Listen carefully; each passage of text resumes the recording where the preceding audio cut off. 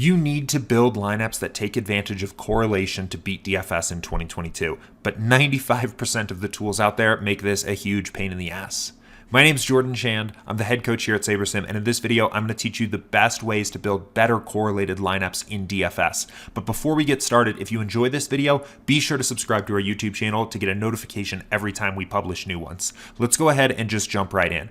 First things first, what does it mean to correlate your lineups? Well, it means combining positively correlated players together in your lineups, like batters from the same team in baseball, while avoiding combinations of negatively correlated players, like two studs on the same team in basketball. You can basically think about it this way. If your lineup is full of players with no correlations, you're rolling a die for each player and hoping they all independently come up with a big number. If you have a lineup with a bunch of correlated players in it, it's like you're rolling less dice overall, because when one player has a big game, it means others in the lineup are more likely to as well. Now, this alone is not a groundbreaking idea. A lot of people already know this, but there's two problems with actually applying this to your lineups. And the first is that it's hard to get good correlation data. There's average historical correlation data and information and heuristics out there, but no site ever publishes predictive correlations. And why does this matter?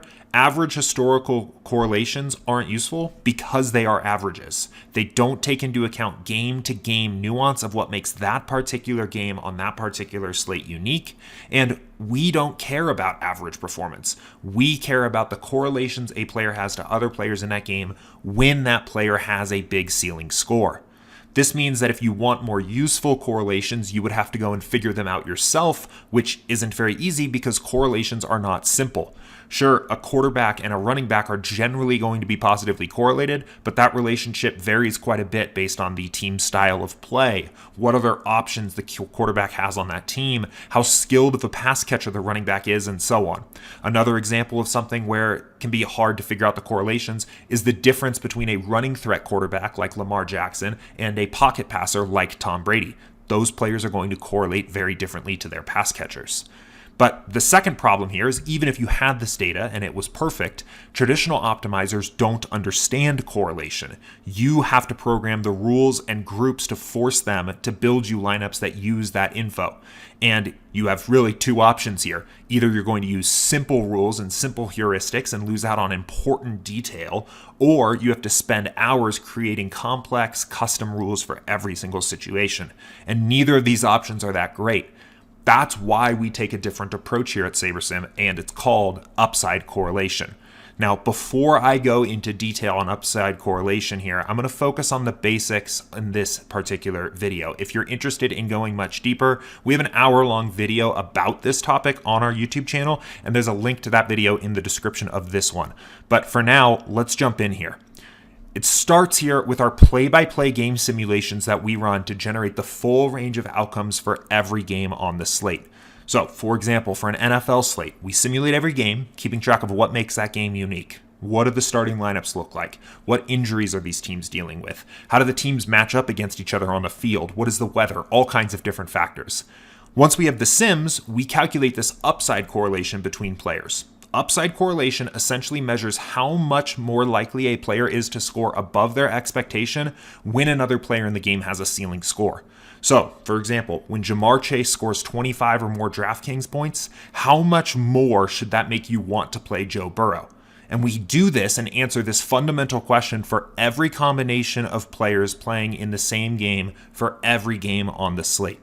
And maybe you're saying right now, look, Jordan, I get it. I'm a sharp DFS player, and I know to stack my quarterback and wide receiver in NFL DFS. But how do you handle teams with different play calling tendencies? What about surprise injury news that breaks at the last second? How do you adjust for different slate sizes? And how do you weigh correlation amongst all the other factors of DFS, like projections and ownership?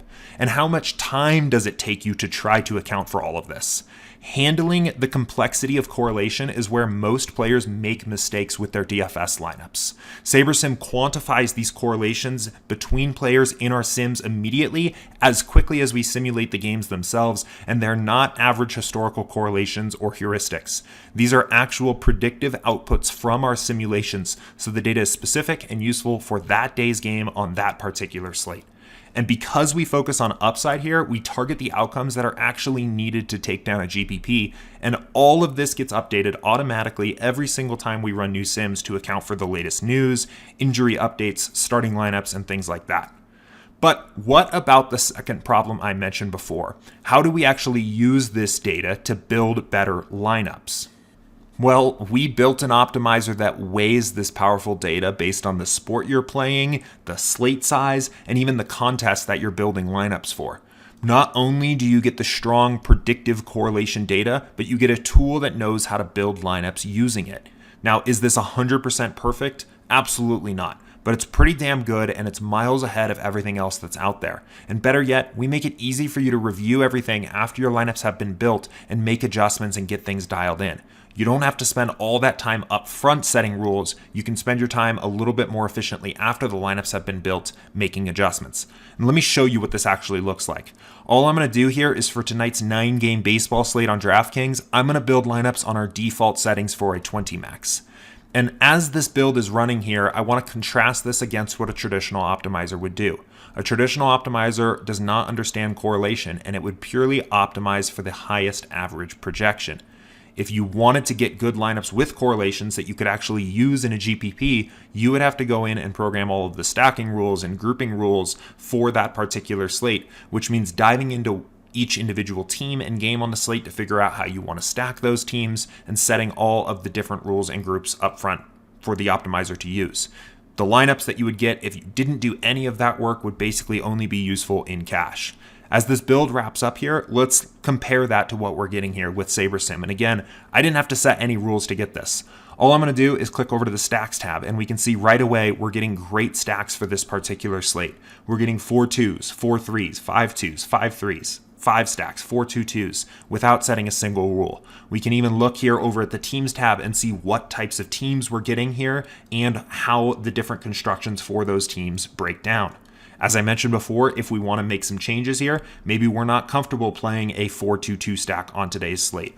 All we have to do is set a maximum exposure to that particular stack as 0, and we'll eliminate that particular construction from our pool. Now can you see how powerful this is?